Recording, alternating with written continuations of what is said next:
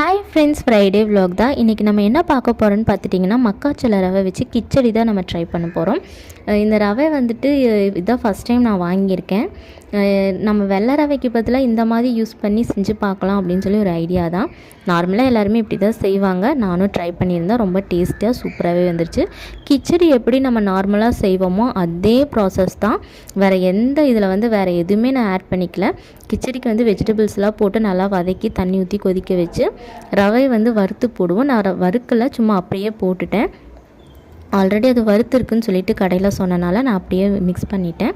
நல்லா மேலெல்லாம் நல்லா எண்ணெய் நெய்யெல்லாம் விட்டு நல்லா மூடி வச்சு எடுத்தோம் அப்படின்னா ரொம்ப அழகாக வந்துருந்துச்சு. அது தேங்காய் சட்னியோடு நான் சர்வ் பண்ணிட்டேன்.